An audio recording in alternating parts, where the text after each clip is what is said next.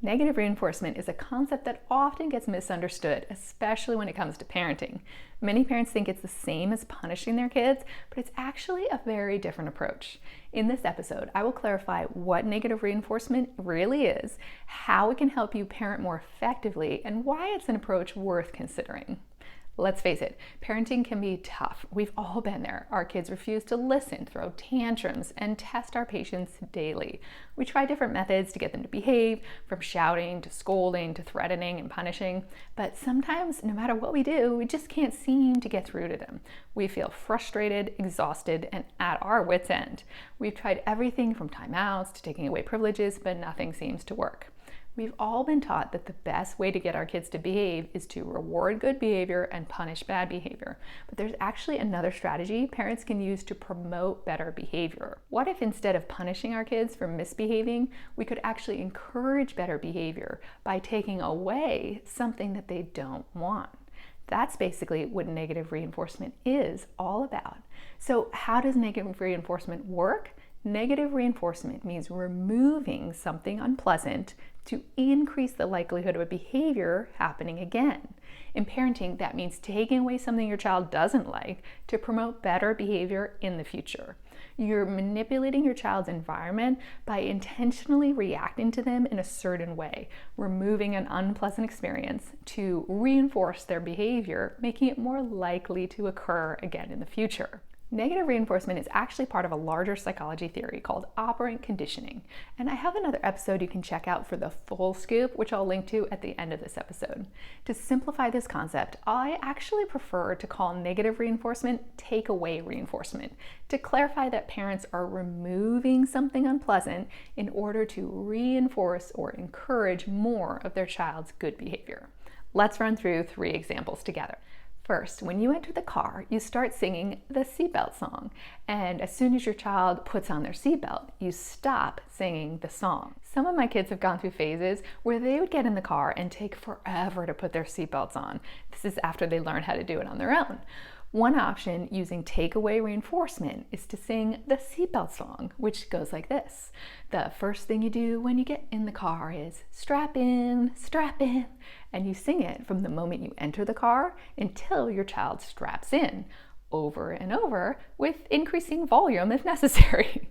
The idea here is to remove that unpleasant song when they start showing the good behavior of strapping in to increase the likelihood of more behavior, more of that strapping in quickly in the future.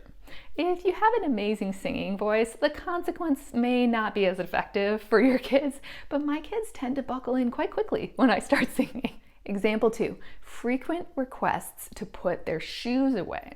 Okay, so if your child puts their shoes away, then they get no more nagging from mom. Do you have any kids who constantly leave their shoes out in the entryway rather than putting them away, and you feel like you're constantly nagging them? Using a takeaway reinforcement strategy, you might say something like, imagine how nice it would be if you didn't have to hear me nag you about your shoes all the time because you'd already put them away. You help them to see that doing the good behavior of putting their shoes away removes the unpleasant nagging. When you see your child put their shoes away, you might jokingly pretend that you were about to say something and then kind of mime a zip in my lips motion to show them that you don't need to nag them anymore. And our third example is your child wants to be allowed to walk on the sidewalk without holding hands. If your child stays near you, then you let them walk big kid style. As kids get older, they don't always want to hold hands when walking on the sidewalk. You might say that they can try walking independently as long as they stay close to you. You can release their hand after they agree. Now, in this case, holding hands is actually something unpleasant, making them feel like a young child. By giving them the independence to walk alone, you're taking away something unpleasant, hand holding, to increase the likelihood of them staying near you. This works out well when they do safely stay near you because they feel mature and independent, and you may be free of a situation when they were tugging on your arm to be free. Now, let's talk about choices. Providing choices is a key component of teaching consequences.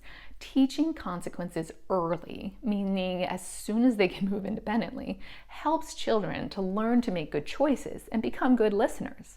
It also helps you to maintain a sense of control in your parenting. The idea here is to set up a potential consequence for your child and forewarn them of exactly what behavior will lead to that consequence. So in the sidewalk example, that means clearly stating that they do not have to hold hands if they stay within arm's reach of you. But if they go farther than that, you will grab their hand again. You want to be sure that your child fully understands the potential consequence of you grabbing their hand again before making their behavior choice. That is, how far are they going to roam from you? In this example, confirm that they understand before you let go of their hand, and then decide whether they're going to stay close or not. Of note, if you give your child the chance to walk alone and then they do not stay within arm's reach, you must follow through on the consequence of grabbing their hand again. Follow through is key to using if-then statements. They can try again later or on your next outing. Providing choices and setting up consequences in this manner is really the first form of what's often referred to as positive discipline or gentle discipline. If you're interested in diving deeper into the world of positive discipline and unlocking the secrets to getting your kids to listen and respect your words, I'm excited to announce an upcoming free workshop. This event will go beyond the basics, exploring advanced strategies for what to do when your child refuses to do something that you've asked of them. It's an opportunity not to be missed for anyone committed to fostering a loving, respectful, and effective parenting approach. You can register right now at www.drlindsay.emerson.com/respect. I'll pop that link down in the description below. Takeaway reinforcement might seem strange at first, but it's all about giving our kids the opportunity to make better choices. By taking away something that they don't want, we're actually giving them the power to decide how they want to behave. Takeaway reinforcement is not about punishing our kids or manipulating them into behaving. It's about creating an environment where they feel motivated to make better choices. It's about giving them the power to decide how they want to behave and then supporting them as they make those choices. You may be thinking, how is takeaway reinforcement a discipline strategy if it doesn't involve punishment? Discipline can be defined as the practice of training people to obey rules or a code of behavior, and that's exactly what we're doing with takeaway reinforcement, incentivizing children to do good behaviors by removing something unpleasant. We have other strategies that aim to decrease the negative behaviors that your child may be doing. This video is actually part of a 4-part series on a core concept in psychology called operant conditioning theory. And takeaway reinforcement is one of the 4 components of operant conditioning theory. If you got value out of this video and are eager to learn the other 3 ways that you can use operant conditioning theory to promote better behavior in your child, check out the video on screen about transforming your child's behavior using operant conditioning for parents. There are chapters in the video, so you can choose to skip the section you've already seen or watch it again to solidify your learning. Keep up the good work on your amazing parenting journey.